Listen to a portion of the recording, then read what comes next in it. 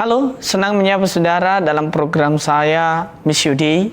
Saya yakin dan percaya orang yang mendengarkan misi Allah dan menanamkan misi Allah di dalam hatinya akan menjadi pribadi yang luar biasa. Nah, saudara yang dikasihi oleh Tuhan Yesus Kristus, saya akan berbicara hari ini adalah hidup di dalam iman. Nah, saudara, kemungkinan besar banyak orang mengatakan iman itu tidak perlu perbuatan. Dan ada juga golongan orang yang mengatakan bahwa iman itu harus berbuat. Nah, saudara, yang kita pelajari adalah orang yang beriman pastinya dia harus mempunyai tindakan. Karena Alkitab mengatakan iman adalah dasar dari segala sesuatu yang kita harapkan dan bukti dari segala sesuatu yang belum kita lihat. Nah, iman itu adalah dasar, pondasi hidup saudara dan saya. Orang yang beriman pasti saya yakin dan percaya pondasinya sudah kokoh. Ketika imannya dibangun di atas pondasi yang benar, di atas pondasi yang kokoh, saya yakin dan percaya Tuhan akan menolong dan memampukan. Karena Alkitab mengatakan ada rumah yang dibangun oleh orang, yang dibangun di atas gunung, dan yang dibangun di pasir, saudara. Nah, yang lebih tahan adalah dasar yang dibangun di atas gunung. Kenapa, saudara? Karena pondasinya kokoh. Jadi pondasi iman percaya harus lebih kokoh, harus lebih menancap ke bawah supaya bisa menimbulkan hal-hal yang baik. Saya yakin dan percaya orang yang hidup di dalam iman seperti Abraham. Abraham dia membangun imannya di atas dasar firman Allah. Dia membangun imannya di atas dasar kebenaran Allah. Dia membangun imannya di atas dasar hikmat Allah.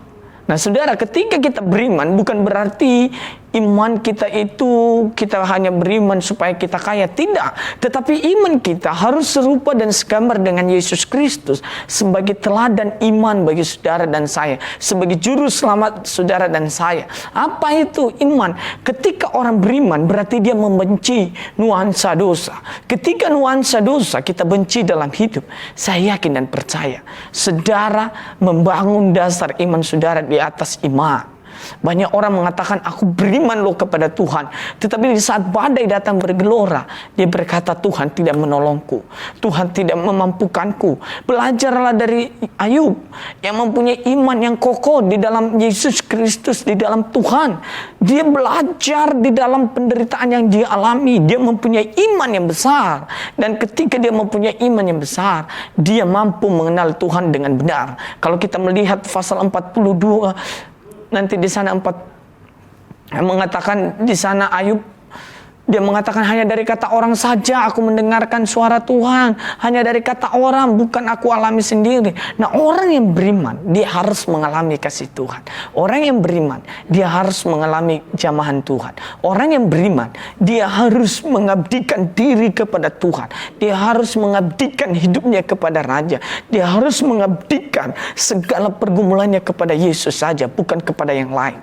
Nah, saudara, terkadang juga kita sebagai orang beriman hanya beriman secara lahiriah saja. Maksudnya begini, saudara, hanya kita datang ke gereja tanpa ada perubahan, tanpa ada signifikan dalam hidup kita. Semuanya pendeta berkhotbah dengan luar biasa, tetapi hidup kita tidak dijamah Tuhan. Karena kenapa?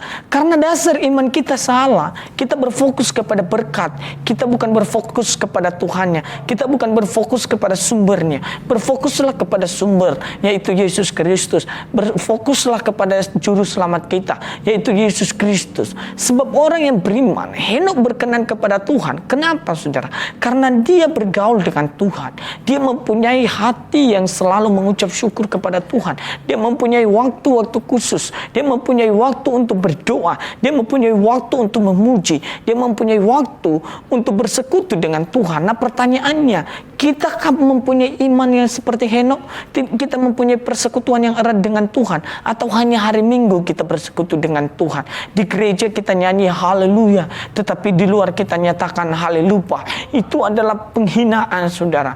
Nah, sebagai orang yang beriman kepada Yesus Yesus Kristus. Teguhlah dalam iman, pikirlah salib. Ketika kita mengalami problema, mungkin apapun yang kita lakukan tidak laku, mungkin apa yang kita kerjakan belum mencapai hasil yang maksimal, jangan kecewa dengan Tuhan. Hiduplah di dalam iman, sebab apa yang belum pernah terfikirkan olehmu, apa yang tidak pernah timbul di dalam hati, apa yang tidak pernah didengar oleh telinga, dan apa yang belum pernah kita lihat, Tuhan menyediakan bagi orang-orang yang beriman. Dia menyediakan hal-hal yang besar kepada saudara. Dia menyediakan hal-hal yang istimewa. Dia menyediakan kado yang istimewa bagi saudara.